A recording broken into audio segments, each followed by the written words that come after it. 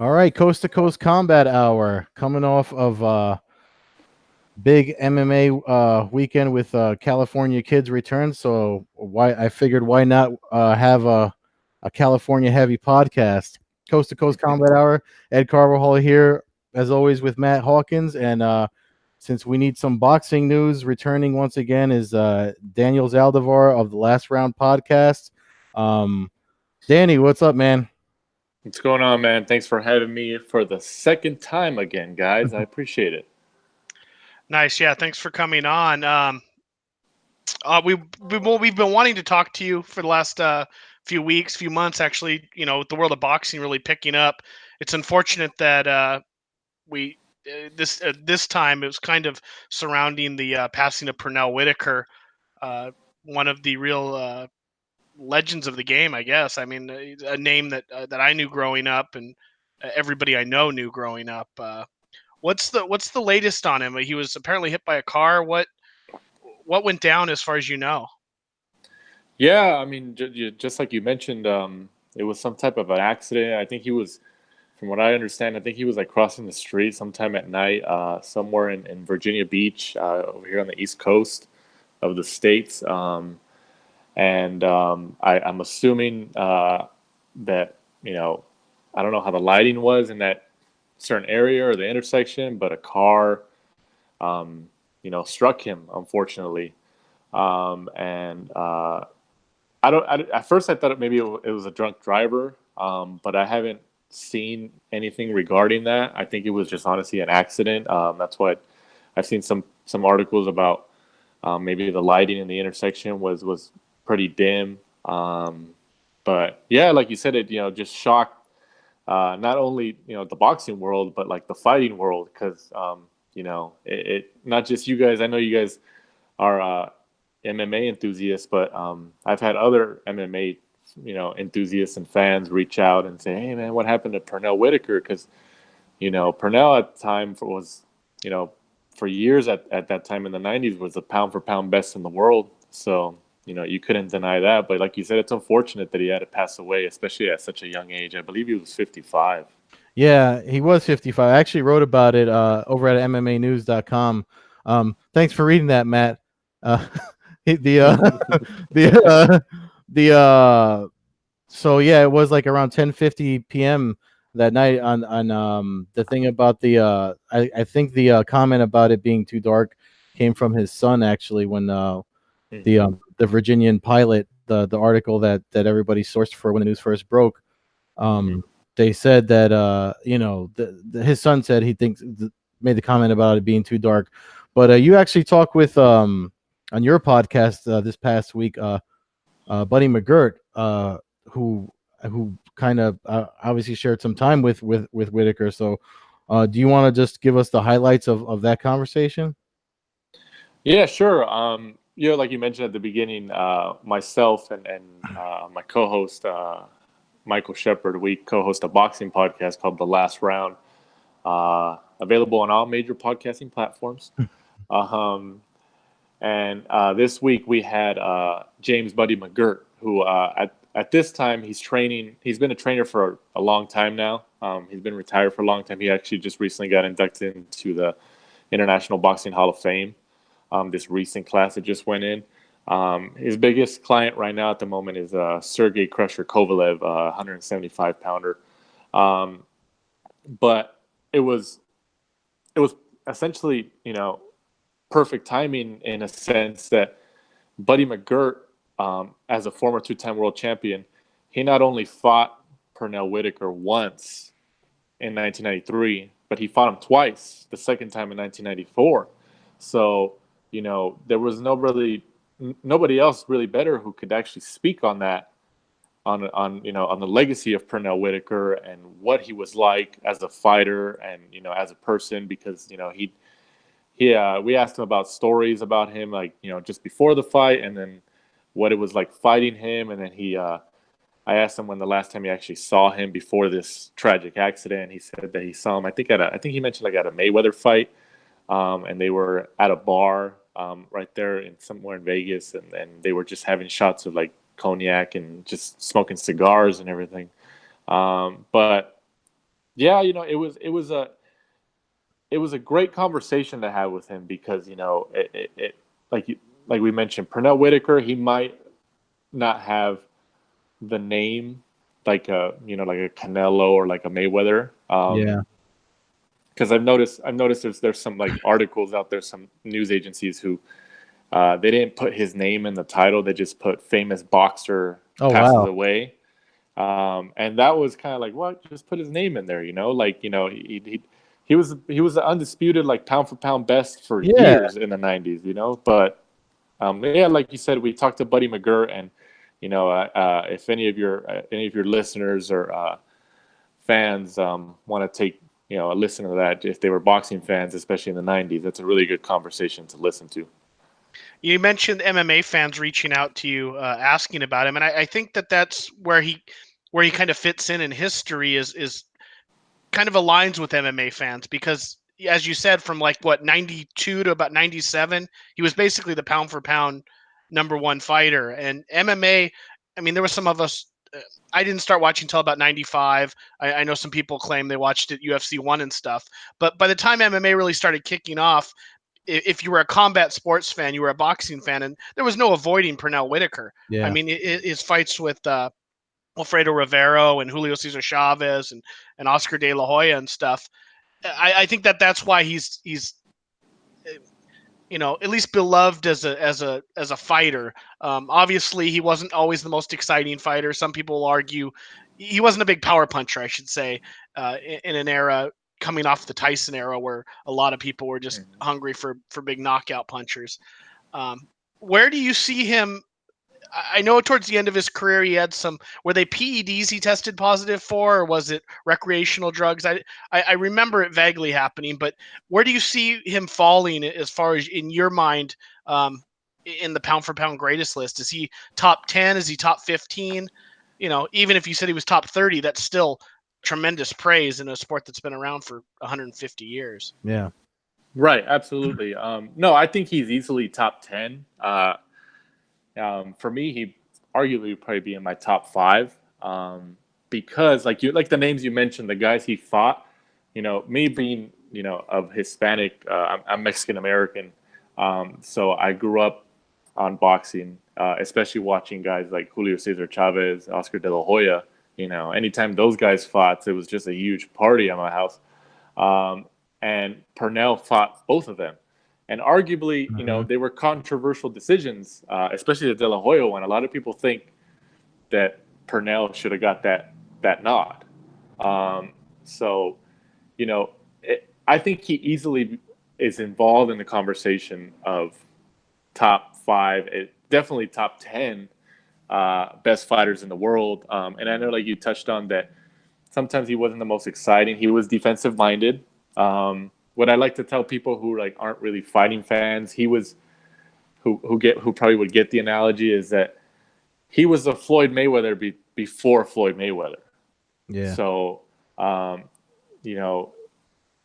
even then, they weren't like the same style. They had similarities, but I met a lot of boxing minds, like respected boxing minds in the business, who have said, and even Buddy McGirt said this on our podcast this week. He said Pernell would have beat Floyd, and he's not the first person to say that. Like, I've talked to other people who know the sport like an encyclopedia, who say Pernell, would have beat everybody now, especially Mayweather, who a lot of people, not just regular fans, but casual fans know. But yeah, in terms of belonging in the conversation of best fighters in the world, oh yeah, he's definitely up there. And if you don't have him in at least your top 10, then you gotta do some more studying in the fight game.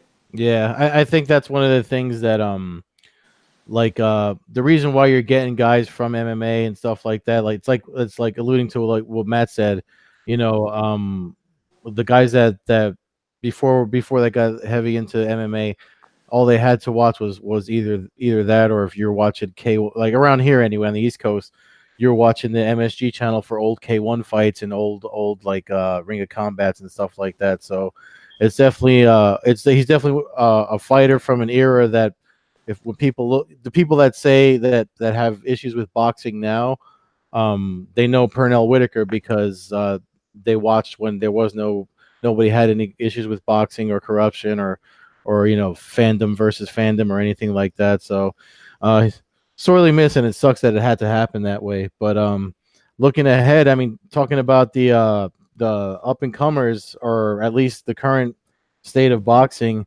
there's a pay-per-view this weekend. Keith Thurman and Manny Pacquiao, PBC on Fox pay-per-view at the MGM Grand, and I don't know, man. I feel like there's not enough buzz for it. Is that the case, or am I wrong? I mean, there is buzz, especially with Pacquiao, but I understand exactly what you're saying, because we're so used to when there's a Pacquiao fight or a Mayweather fight that there was such big buzz that transcended into like the casual fan. But like anything, it's hard to sustain that level. People are still talking about it. Like even out here in LA, I heard probably on my way home from work the last couple of weeks, I heard maybe at least 30 commercials on the radio about Pacquiao Thurman, and then I've seen just commercials. So I mean, they're promoting it. There's billboards out in LA. There's posters out in LA, and I know Vegas has had stuff, especially on the Strip.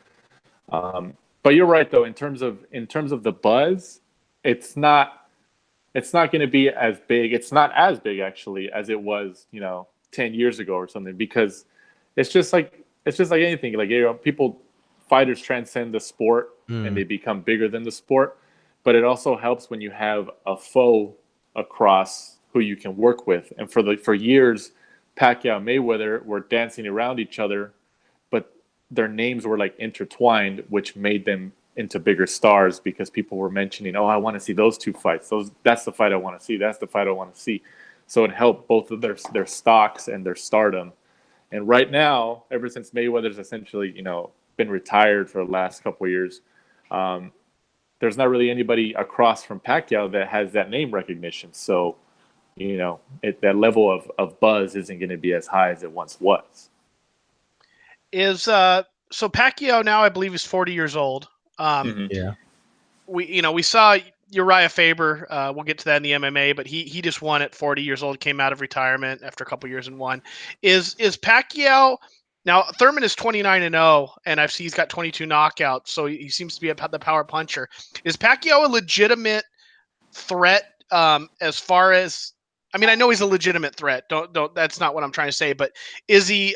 Should we take him serious as a pound for pound or a real top level champion at this point, or is he more kind of like people are seeing Uriah Faber as a guy who picked up a big win, but really shouldn't be necessarily messing with the top shelf? Is Thurman the top guy he can fight right now, or is there somebody else Pacquiao could face that would even be a higher level of competition? You understand kind of what I'm getting at? Yeah, no, absolutely. Yeah, I get exactly what you're trying to say. And addressing first that if we should be looking at Pacquiao as like, a threat, especially in his division, the welterweight division, like, especially at being at 40 years old, because, like everybody always loses to Father Time. But yeah, I as of right now, yes, you should still look at him as a threat. Especially, I've been lucky enough to see him train multiple times out here in Hollywood, in front of my eyes, like, and the guy just puts in work. I don't know if you guys have ever seen pictures of his calves, but those things are like tree trunks, man. Yeah. He's a monster, like, and like he just, even when he's not like training like for a fight, he like works out just as hard. I mean, he doesn't do sparring and stuff like that, but he'll go work out, and he stays in shape. And he doesn't like drink anymore. He doesn't do any of that stuff. But yeah, he's definitely a legitimate threat. I don't think it's fair to say that he's not a threat until we actually see something that might affect him in the ring. Like, he fought Adrian Broner in January, and yeah, I know Broner's not on the level of Keith Thurman, or anybody, in the top welterweight division, but Broner was like a 4-division world champion, and I get, every time Broner stepped up to a big fight, he's lost, but Broner was like 28 years old, and he was still dangerous because he was a young kid. And Pacquiao like shut him out all 12 rounds. And in terms of Thurman being a top guy, the only other person essentially that Pacquiao could fight in that division that would be more dangerous would be the IBF welterweight world champion Errol Spence. And even then, like Thurman is still dangerous, but the only thing that affects Thurman is that for about the last 2 years, he's battled through injuries. Yeah. So he's not as dangerous as he once was. If Thurman wasn't battling those injuries the last 2 years and had suffered from the inactivity to an extent, Thurman probably would have had an argument to be better than Spence, because before these last 2 years, the welterweight division was Keith Thurman's division because he was a unified champion.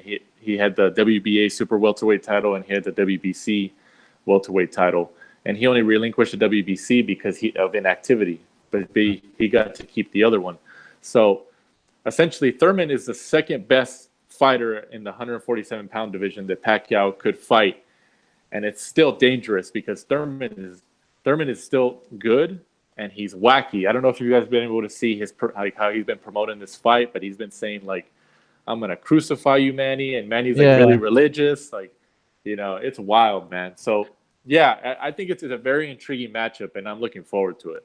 So one question I have just about what you mentioned about the things he's been saying leading up to the matchup, it just seems like when you talked about how great fights, it helps with the type of foe that the fighter has. I feel like I don't know if it's. I mean, Manny's never been one to be a trash talker or whatever, but it just seems like Thurman's playing this game and Manny's not playing it. Like it's like he's pretty much just like, yeah, he smiles and that's pretty much it. So do you feel like that might be part of the reason why it just seems like people are going to be, you'll see it. I'm pretty sure we'll see it trending on Saturday night when it's happening, but it's not trending right now. Like the way we know Ruiz and what's his name is going to be trending in December. Joshua. Joshua. Yeah. No, you're right. It'll definitely trend Saturday night. And I mean, just like anything, like for example, touching on the Ruiz Joshua one, like, yeah, that was trending throughout the week because it was Joshua's first fight in the U.S. and stuff like that. But it became even bigger that transcended the fight game because Ruiz was such an underdog who was like a late-minute replacement and who knocked out the unified heavyweight champion of the world, who's like built like an Adonis, which made that moment even bigger. Shout out to fat Mexicans all over the world. Yeah, I know you liked it. Myself included, yeah. I know you liked it, man. You texted me right after, like, we did it. We got one. And but yeah, the Pacquiao fight, it'll get buzz on Saturday, of course.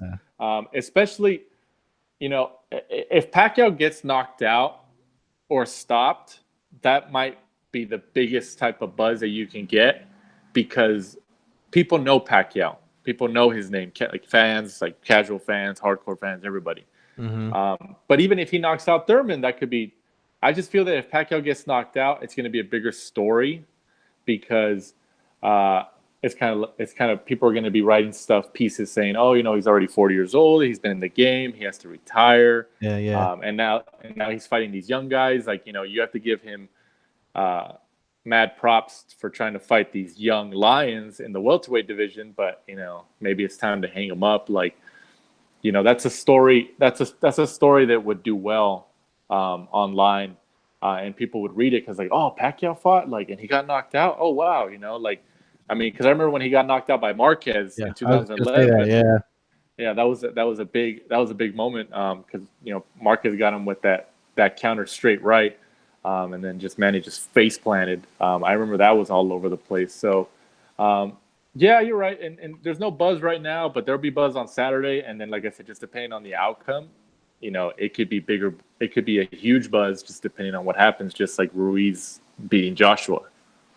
Yeah. I see that. I see Pacquiao. The last line I saw was at about a -140 favorite. I imagine when his followers show up in Vegas, it wouldn't surprise me if that goes to 150, 160, maybe even 170 when the bets really start coming in. Does that surprise you? Do you think he's a favorite because he should win the fight, or just because he's Manny Pacquiao and people are putting money on him? How do you see the fight unfolding? I think it's a combination of both, but I picked Manny on our show this week. I just think that he's still, like, just based on his recent performance and, like, you know, he's used to the spotlight. Thurman's been in big fights, and he's fought on Fox, he's fought on Showtime, and Thurman, because they both fight under the PBC banner, which is a promotional company, the Premier Boxing Champions, which is run by Al Heyman, who's one like a big boxing manager in the sport of boxing.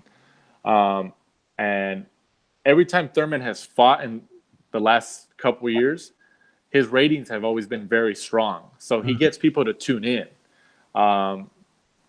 But I think it's correct in people in like the book odds picking Manny as a favorite. I think it's a close matchup. I think it's an intriguing matchup. I think it's a great matchup because I like Thurman. I think he's a great fighter.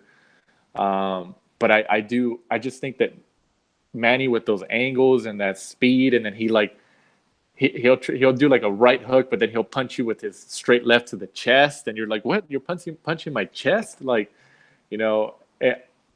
I think it's accurate in the sports books picking Manny Pacquiao as the winner this Saturday. But like you said, those odds could go up, or maybe they could go down, just like anything in sports books in Vegas. Like sometimes the morning of, like, they switch. Like, you know, for some reason, Thurman, if some news comes out like the night before, oh, Pacquiao might have a shoulder injury or something, the sports books could flip, and Thurman could be the favorite. So it just depends. But I think as of right now, it's a pretty accurate depiction. One last thing about Pacquiao, I meant to ask, just because I never, either I'm stupid and I forgot it, or I believe it, or it just hadn't happened yet. What was the dude that he lost, the Australian guy, right? Jeff Horn. Jeff Horn. Did they ever run that back, or has that got buried away with the controversy?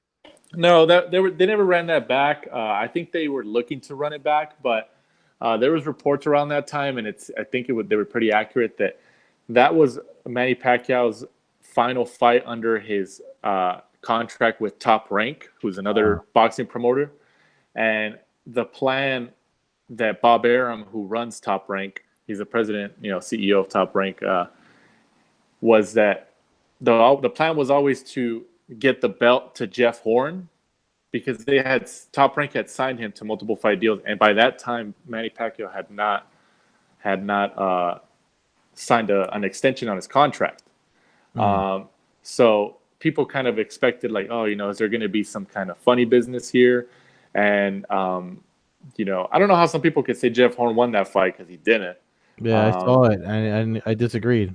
Yeah, and but just like you mentioned, Jeff Horn got the decision and took Manny Pacquiao's WBO welterweight world title.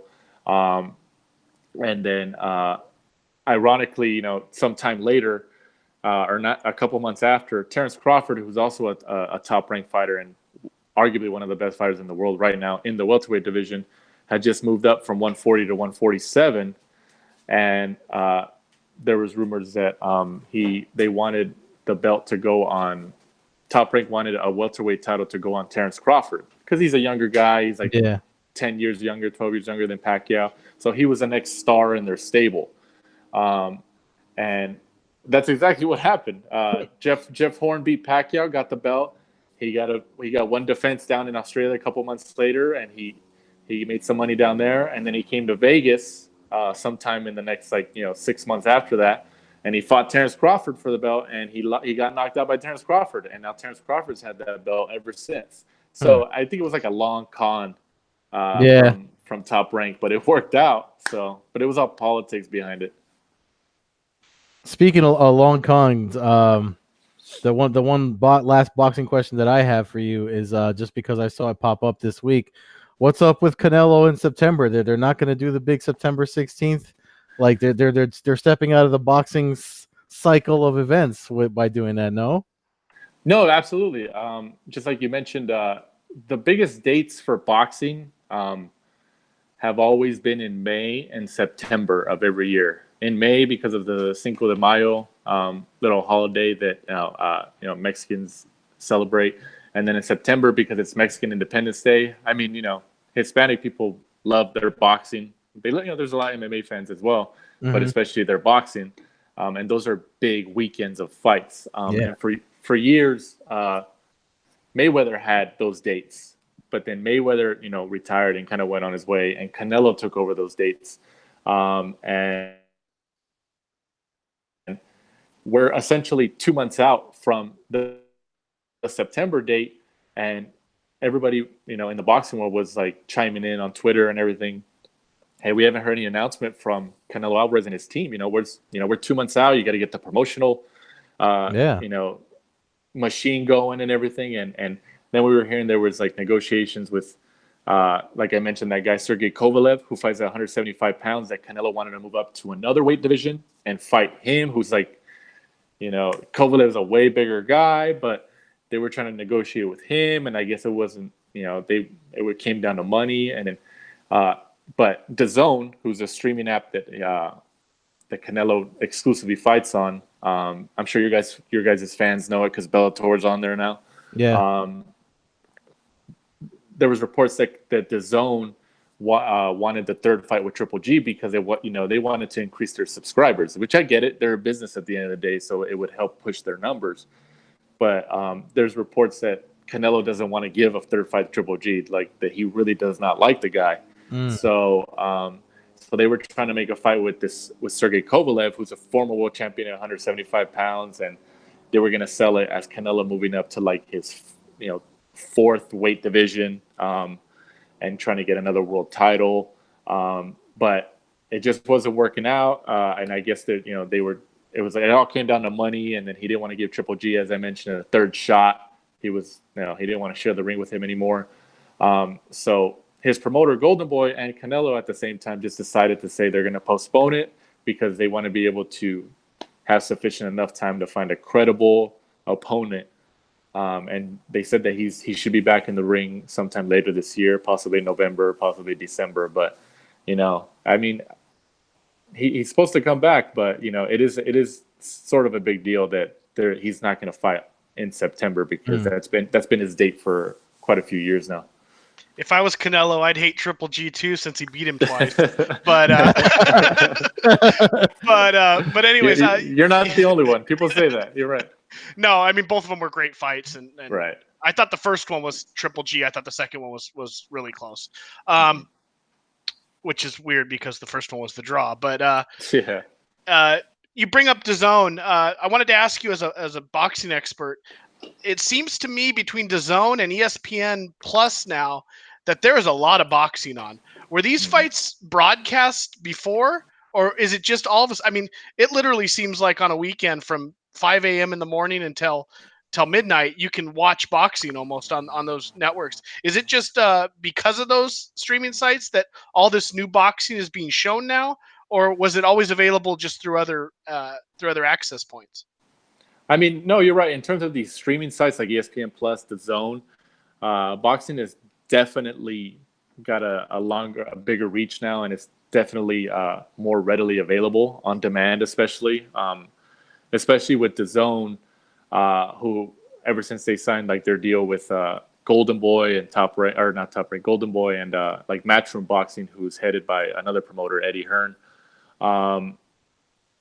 They were able to, in those agreements, they were able to get their libraries of fights. So like De La Hoya's fights are on there, like against Mosley, against Mayweather, against Chavez and stuff like that. So you can go on DAZN right now, and I hope, I get some money from them because I'm plugging it for him. But you can go on there right now and watch, De La Hoya Chavez.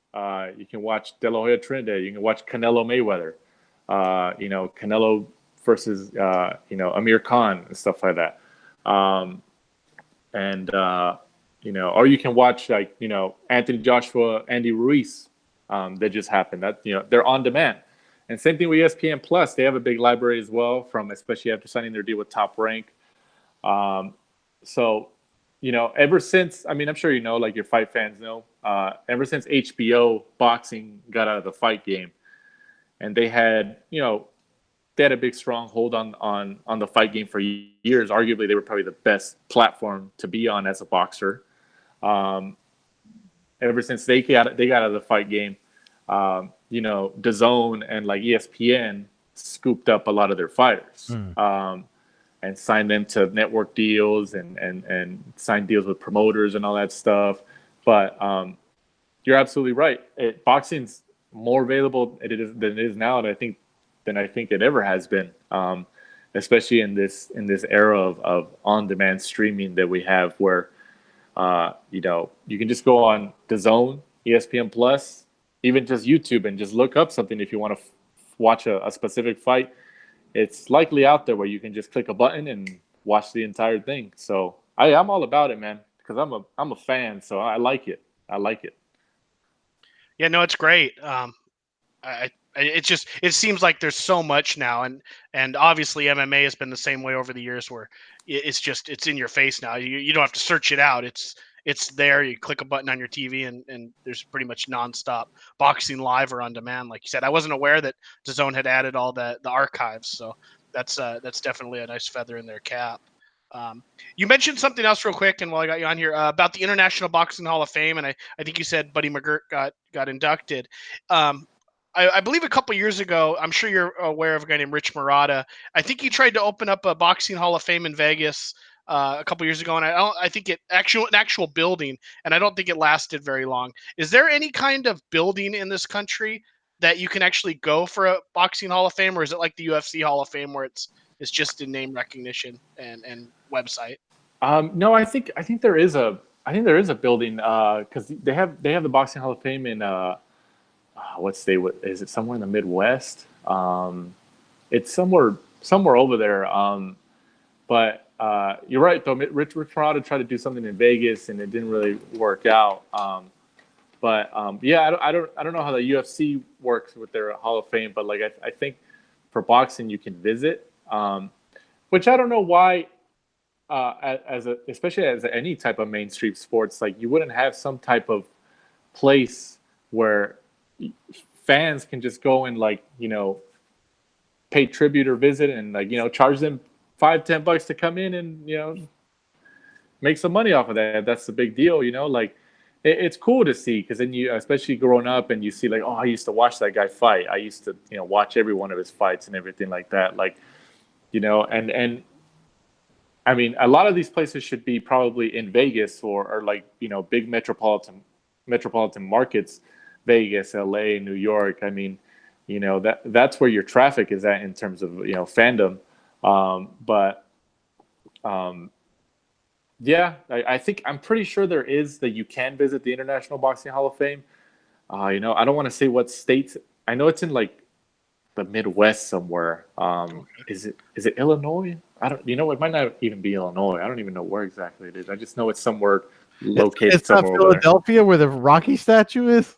I don't think so. I know it's not. I know it. I just thought I'd ask something stupid. It should be though. It should be right next to the Rocky statue. Yeah. No, I mentioned to a friend though that I was shocked that MMA history is not that long, so you might still not quite have that following where you're going to get people of all ages. Whereas boxing, you could have a 10-year-old who's getting into boxing, or you could have a 95-year-old who's been into boxing for 85 years. And that surprises me that the casino like MGM or somewhere in Vegas doesn't take one of their little corner boutiques or whatever and just turn it into a little museum. And like you said, charge $5, even have it just walk through and you could see everybody's trunks or, gloves. And it doesn't have to be extremely, and just have a busts of the fighters or plaques with the fighters' names on it. Surprises me the UFC doesn't have something like that at T-Mobile Arena, or something where you walk around the arena and in the corner of the arena they have a place with their plaques. I mean, they're only dealing with like 15 or 20 names at this point, so it doesn't have to be anything extravagant. But yeah, it surprises me, but it doesn't seem like there's anything big. I mean, everybody knows Cooperstown and Yeah, for baseball, and Atlantic City does something too. Like there's an Atlantic City Boxing Hall of Fame ceremony, but there's no location for it. Like they just have it in the boardwalk hall there, and then give people the awards the same way, like you said, with the UFC Hall of Fame and everything else, I guess. But all right. So I mean, I guess that was all the boxing questions I had for. I guess we should talk about Uriah Faber's comeback, since you alluded to it earlier. It's up to you, Daniel. You're welcome to stick around if you want to stick around, and we're gonna look at the upcoming weekend and stuff for UFC, since we already talked about boxing. So feel free to stick around if you want to. But yeah, I'll stick around, man. I'm cool. Cool. So California Kid. I mean, I know you at least heard of him, Daniel. But what was your reaction on the West Coast, Matt, with Uriah Faber's win? Well, I thought the card from start to finish was actually pretty exciting. Initially, it was catching a lot of flack because it had a female main event, and unless it's Ronda Rousey, Cyborg, Amanda Nunes, usually that doesn't carry the weight for the fans. But getting to Faber in the co-main event, I'd be lying if I said I thought he was going to win the fight. I thought he could be highly competitive. He's always been competitive. But he ended up winning by first round knockout in 46 seconds after taking a couple shots from Simon. I think that I think it just shows what he said in the post fight press conference. I don't know if you saw that. It wasn't a press conference. It was on the booth there on ESPN Plus. He basically said there's levels to this, and we say that and we hear that. When you look at Faber's record, his only losses are to top ranked guys. And I know Jimmy Rivera worked him pretty good, and Rivera's had some tough losses lately. But losing to Jose Aldo, losing to Dominic Cruz and those guys, that doesn't mean you're not in the top five. You losing to the one or two guys, the champion, and I think that he kind of made a point where if he fought guys like Ricky Simone over and over again, he'd likely go on a 10-fight win streak again, and people would be clamoring for him to fight the title. So I think he basically just proved that he's an all-time great. He went in there, and I mean, they were just winging. It wasn't like we saw a ton of skill and a battle for the ages. But I think it's fun to have him back in the sport. And I mean, he's got a tremendous following. He's got one of the best walkouts in the game. And I mean, we talk about legends. I talk about Fedor. I talk about all these guys all the time, and he falls right into that category as an all-time legend of the sport. So it's a huge win. Love to see it. Was really exciting. Love to see that it happened in Sacramento. No fan of Northern California over here, but but love to see the people of Sacramento and his friends and family get to celebrate a huge win. I think there's something to be said, because when you look at the guys in MMA that retire, they always retire around late 30s and then come back, after a break. And I think there's something to be said about just taking a break and fighting so frequently. The wonders it can do for your body when you do reach that age as a martial artist and looking to still compete at that level. I mean, Chael Sonnen retired for his second time.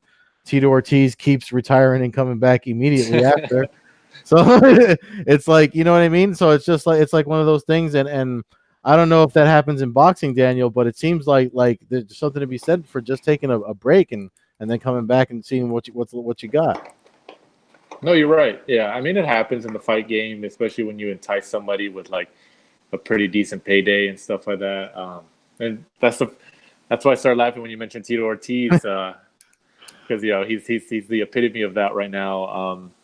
And then especially you guys as MMA fans, and just because it was big news, I wanted to see what your guys' opinion was, what your memories were of the great company known as Golden Boy MMA. My memory is buying a ticket and sitting there and watching all the fights from about 30 feet away. But no, it was. I'm a sucker for the legends of the fighting game, and and Pacquiao's way more competitive than obviously Liddell and Ortiz at this point. But it's the same kind of thing. Yeah. You love to see.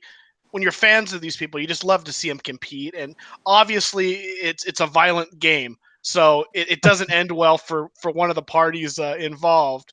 But I mean, with Tito, I've always said it. I mean, I've had a love-hate relationship with the guy. When he first came on the scene, it was hard not to be a fan of his, especially being here in Southern California. I wrote a couple articles on him, kind of claiming that he was the first guy that was kind of the regular dude who got into fighting MMA. He wasn't he didn't have some lineage that went back 70 years in Brazil. He wasn't some Olympian. He wasn't some bar fighter per se, like a Tank Abbott, something like that, or some of those other guys that was fighting. He was really just like a college kid who went in there and kicked a lot of ass. And I know he had some wrestling accolades and stuff, but he bleached his hair for me being like a 17, 18-year-old kid at the time, and him being only a couple years older. He kind of was the shit, for people my age and my friend group. So, and throughout his career, he fought people that I rooted against him and stuff. But, I mean, he's 5-1 or 4-1 in his last 5 fights. He's getting paid good money. He hasn't taken a beating in any of those fights. So as far as I'm concerned, Tito can keep fighting. He brings the crowd in. I mean, I know the Golden Boy thing didn't pay off pay-per-view wise, but there was 6,000 or 7,000 people in the arena in Southern California. So, I mean, he's got a following. I don't know about the Alberto Del Rio thing or whatever his real name is. Slips my mind all of a sudden, but I guess Alberto Del Rio is kind of his real name. I'm thinking Dos Caros, what was his name when he fought Crow Cop, but. I imagine if they do it in the right place, what is it rumored to be, like Mexico City or something like that? It's been Spain, Mexico City, and now they're talking about it back in the U.S. again. So who knows? I mean, I think their best bet, honestly, is probably Los Angeles. It's going to get the amount of. It's not going to. I mean, I don't think that they're selling out a bull arena or anything in Mexico City. I mean, unless they would, but we see the kind of smoke and mirrors. I think a little bit with Combate. They talk a huge game, but when you see their events and there's 65 people in the crowd, it's hard to believe that 4 billion people are watching on TV. Yeah, I mean those there's people that have actually done the math on those numbers and call them doctored. So I'm not gonna get into that because Campbell knows me and he'll come after me if I try to get into that. But it is what it is. I mean, they're still around. That's what I'll say about Combate Medicals, and they know how to throw a party. But other than that, yeah. But what the hell were we talking about before Daniel? No, I went on a little rant about Tito. And then Daniel lowballed us with Golden Boy MMA. That was the most talk anybody's ever talked about Golden Boy MMA. Yeah. But yeah, I mean, getting back to the Sacramento card, obviously Faber had the huge win, and then in typical main event fashion, we allowed Herb Dean to mess up. Oh, there it is. That's what I forgot. So you knew that was coming. I forgot. Go ahead. The floor is yours, Matt. No, I've ranted enough about Herb Dean. I think he's gotten lazy. I think he has gotten real complacent as a referee. We've seen it through refs throughout all the generations of referees. I think even John McCarthy had a time where he became a little complacent in the cage. I don't. People love Herb Dean. He's famous. I don't know if it's his look. I don't know if it's because he's on the video game. I don't know if it's because he's been around a long time. But I'll never understand people cheering a referee. It really blows my mind. I mean, I get if they're nice guys or something, or they donate to your charity, but Mills Lane was kind of like that. I mean, he kind of had a following, had his judge show on TV and stuff. And who's the guy now with the faces in boxing, Daniel? The guy that makes all the faces. Oh, he's a referee in New York. Williams or something like that. Oh gosh, it's with the W. Now it slipped my mind, and I know exactly what you're talking about. He's Danny Williams or. I think that's I don't think that's something like that. It's with a W, but you're right though. Like in terms of, if you guys want to see a referee, at least in the boxing world, and be entertained by him, his facial expressions are ridiculous. Steve Willis. Yeah. But he's not. He's known for his antics or his facial expressions. He's not known for. I mean, I don't know what people say. Oh, Herb Dean's the best in the game. Well, I don't know. I mean, Jesus Christ, he's screwed up a lot of fights, and his consistency is off the charts. So Is he again, as bad as Mazzagatti and Yamasaki and them though? I think Mazzagatti got a bad rap over a couple fights in a time where Dana White was real loud and had a platform to really tear you apart. You mean now? Yeah, but it's not quite the same as it is now, because I think a lot of people have caught up on Dana White's bullshit. In the mid 2000s, when Lesnar and stuff came in, when he was coming on radio shows and stuff, I mean, people really thought everything Dana White said was the Bible. You know, when he would say, That's "Oh, we're," true. you know, now I think a lot of people have caught on to it. So I don't know if people fall for it.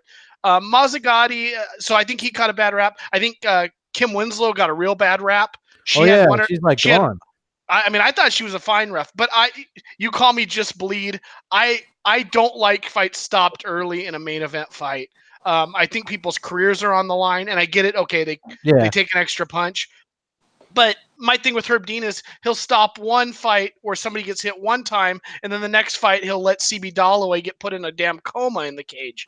And it's just, or Dillashaw Barrow one, I mean, or two, when the second time they fought, he let Barrow take like 16 unanswered punches, just blasting him up against the cage. And it's just inconsistency. So I don't know. I mean, I feel like 1 out of 3 fights with Herb Dean's going to end in controversy, and that's where we're at. But with that said, a huge win for your favorite female fighter, Jermaine Durandamy,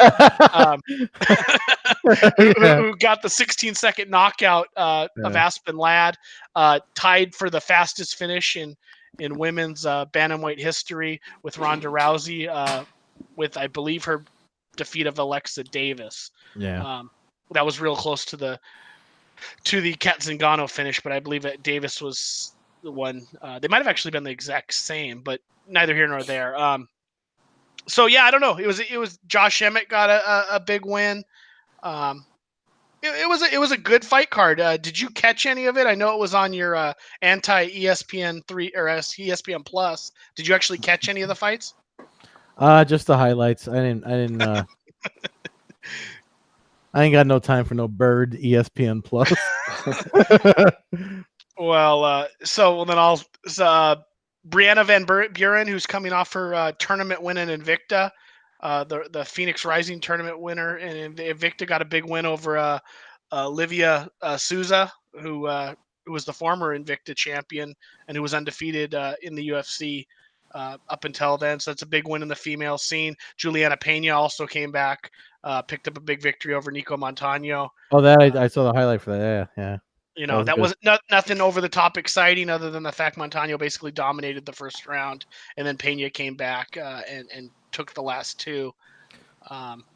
Good night of fights. You know, not huge star power other than Faber, but I think for the ticket prices for that event topped out around $125 or so. So I would say the people that paid to go to the event definitely got their money's worth. But this weekend is not on ESPN Plus. That's ESPN Red, right? It's ESPN 4. Correct. Big show, so you can watch this one. Yeah, I will watch it. I will watch it. As a matter of fact, I will watch it. We were talking about it before Daniel jumped on and we started recording. Daniel, I know I sent you the card. I don't know if any of the names jumped out at you. If you have any opinion on them as far as the main card that I sent you. But I was do gonna follow your guys' lead. You know, try to jump in if I see anything.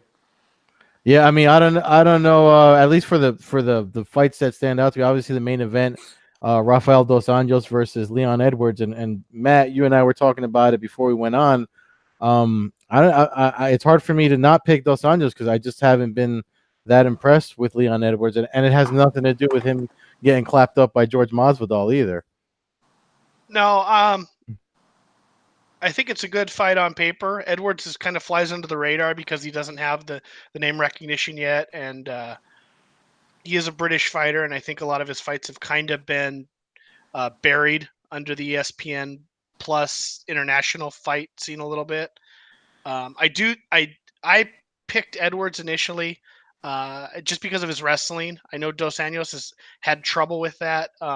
Obviously, Kevin Lee didn't fade him at all, but I'm leaning towards Edwards. I pick against Dos Anjos more than I should, but I feel like Edwards. I mean, he's on a 7-fight win streak, so I just think that he's probably the more up and coming fighter. We talk about aging fighters, and I just feel like eventually the guy's going to hit a wall, and I don't know how much more Rafael has in the tank as far as fighting top level guys, but he surprises me more often than not. So we'll see what happens. For me, Co-main event. it's the heavyweights that Yeah. kind of jump out at me. I mean, Yeah. that's the weight class that I enjoy, and so Andrei Arlovsky, Ben Oh yeah. Rothwell are a few Yeah. fights down on the card. They fought in oh gosh, it was I'm looking at the card. I'm not. That's why. Just so you guys know. no, I'm I believe I think I saw their first fight. Let me double check. It confuses me. It was at Affliction. I was thinking I get him and Big Country mixed up, whether it was Elite XC or Affliction. But yeah, they fought in the first Affliction card in Anaheim here, and Arlovsky pummeled him. But I don't see it happening this time. I think Arlovsky's on the end of his run. I think he hit the wall about 5 fights ago, and the UFC is just keeping him around. My prediction is that Rothwell wins by knockout. Arlovsky leaves the UFC and fights Fedor Emelianenko in Japan at the end of this year.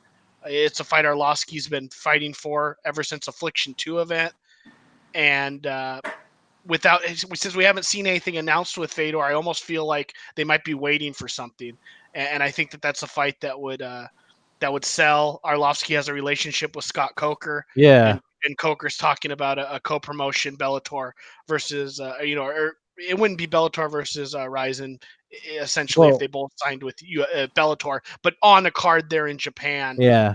I could see that fight happening. That also could be the fight if they decide to go to Moscow or St. Petersburg with Fedor. That would obviously be a no-brainer also for Arlovsky, even if that were 2 or 3 fights down the line. I think we're rumored to have a 3-fight Fedor kind of retirement run. No, it's for sure that he's doing a retirement run. He signed for 3. I think it's 3. I thought I uploaded that video from when he spoke in New York. Yeah, it's as far as I understand, it's a 3-fight, and he says they're going to the places they've never been.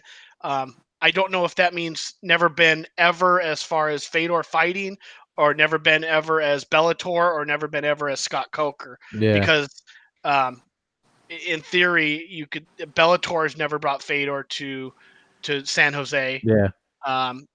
There's some, but he fought Verdun there in Strikeforce. And obviously Fedor's fought in Russia and he's fought in Japan, but Bellator hasn't been to either of those countries as a huge name other than the Horiguchi Caldwell. But just real quick, because to get back to the UFC card, I'm picking Arlovsky in that one too.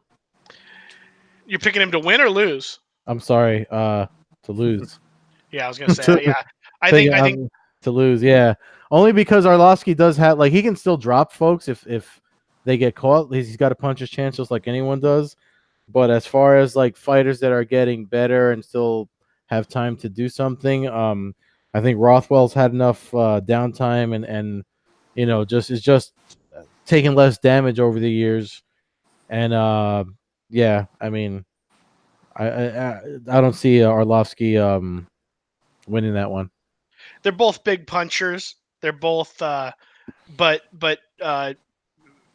Rothwell went the limit, to decision against Blagoy, Ivanov, and Junior Dos Santos, and took some big shots, and he landed big shots on both of those guys as well. Yeah. I think if we get to a battle of punching and who's going to land on who, I don't think Arlovsky lasts long if Rothwell lands a punch like he did against those guys. So that's the heavyweight fight. Greg Hardy, Juan Adams. I don't think we really need to jump on that train yet. Really? I mean, you can. I mean, I want to say Juan Adams will win, but so that's what I'm saying. I know. I mean, that makes sense in a sense that we've seen Juan Adams actually have kind of real MMA fights where Hardy's kind of just knocked out his opponents really quick. Yeah. But I don't know. There's been a lot of trash talk coming from Adams about that fight. always makes you wonder if he's just going to walk into a big punch, Yeah. trying to turn it into a firefight when really he should Yeah. probably go in and grab the dude and use his tremendous size. But then the Russian name that jumps out at me, Alexei Olenek, Walt Harris is the co-main event. Olenek 57-12-1 to Walt Harris's 12-7. I believe Walt Harris is the betting favorite, which has me a little bit surprised. Yeah. Olenek coming off the loss to Overeem in a fight that was really competitive early on.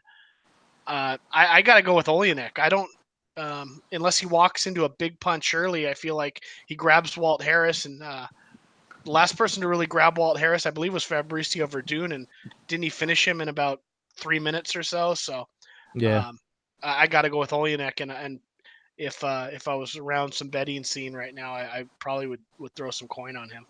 Yeah, I mean, those are the fights that really stick out to me too. I mean, I know I told you I don't really like to disclose my bets versus my picks that I submit to SureDog and stuff, but I definitely yeah, those are the ones that are definitely probably going to be the ones that people are talking about when that event's over. So, but I think Danny, are there any big fighters that you really like to watch in MMA? I don't remember if we asked you that last time, but is there? Obviously, you're the boxing scene more per se, but is there any MMA fighters that you don't miss a fight of? I mean, like, I like Cormier. I like Stipe. Are you going to go to that fight? I was thinking about it. I mentioned it to Ed when we talked the other day, and he said it was sold out in like a couple minutes. But I mean, you can still get tickets on the secondary market. But I had asked him, like, I like, of course, the stars, McGregor, Diaz. Like, I'm surprised that Diaz actually finally came back. I'm kind of glad he actually, whatever kind of beef he had with the UFC, I'm kind of glad that he's willing to come. But then Ed had mentioned that Diaz is still kind of like still like a firecracker where like he could pull out at like the day before just because he doesn't want to fight. So, but yeah, like I like guys like that. I like Amanda Nunes. I love my boxing. I love, female and male boxing, but there's a different level in female MMA than there is in female boxing. So, I watched the Holly Holm, Amanda Nunes fight. Who else was on that card? That was the Masvidal 5-second knockout of Askren. Right, John Jones. That was wild, man. That was wild with that jumping knee. And that was the fastest knockout, right? Like in history. Yeah, well, now it is. Yeah, the fastest in UFC history. Yeah. There's been a couple quicker in Japan and stuff like that. Right. But this one, I mean, realistically, this was about a 2-second knockout. They just do it by when the referee, by the time he gets in there and actually stops it. Whereas in Japan, the referee's been more in a better place to be able to instantly, or it's just the guy doesn't follow up. I mean, if Masvidal just runs off with that flying knee, the ref might wave it off a lot quicker. But he goes in for the kill, and it causes the referee to have to actually get in there and physically stop the fight, as opposed to just waving it off from 10 feet away. What do you guys think about I forgot what weight he's at, but he's one of the smaller weight. Is it Henry Cejudo? What do you guys think about him? Oh, I mean, hard to, as freaking bothersome and cringy as he is with his antics and kicking it to the Bella twins and dating a Brazilian chick that's twice his size. Outside of all that stuff, it's hard to argue his athletic fortitude, his skill set, and his drive to do what he wants to do.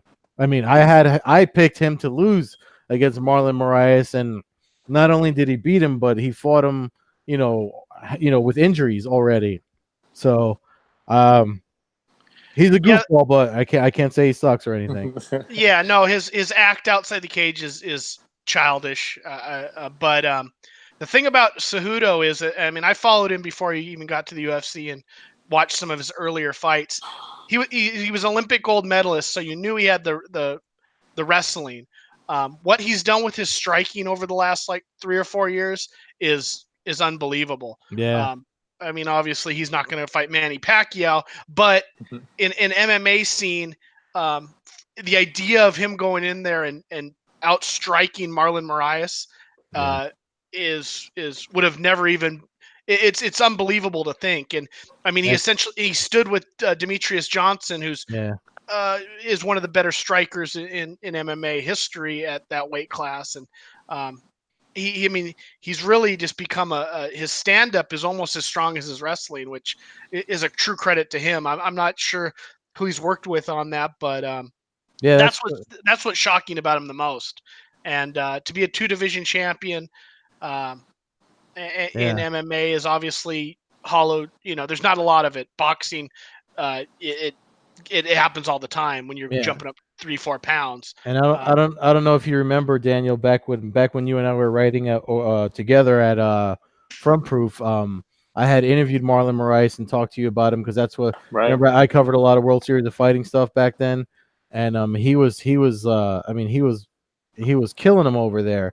So that's why it was like easy for me to pick Marlon to win, and then for Cejudo to not only do what he did. First of all, he took everything he had, and then he gave it back to him. So he took the beating that Marlon Moraes was bringing to that fight, and survived it to turn it around and then beat him. So, I mean, the thing is, like the guy, that's the stereotype for Mexican fighters in boxing. You know, that whole thing of taking the beating and coming back, like Andy Ruiz did against Joshua, and you know the Cesar Chavez and stuff like that. Just the durability and stuff like what Mexican fighters bring. For me, he's the first one in MMA that's actually bringing it because he took a beating first and then turned it around and won.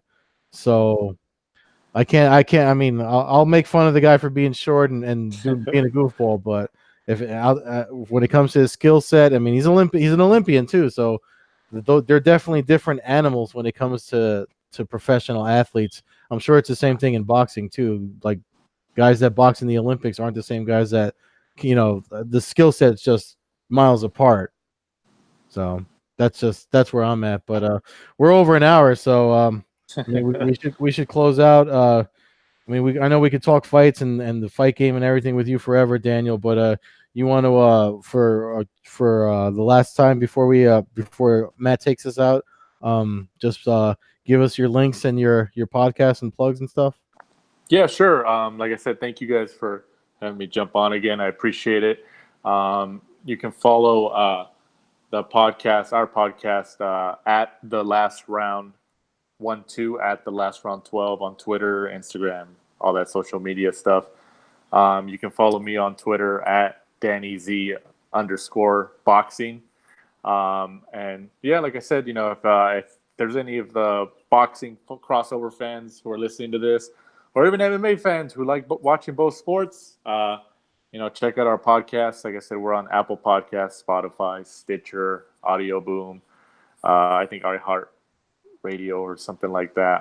So we're all over the place, and you know, like I said, we get pretty good guests. You know, in January, actually, we were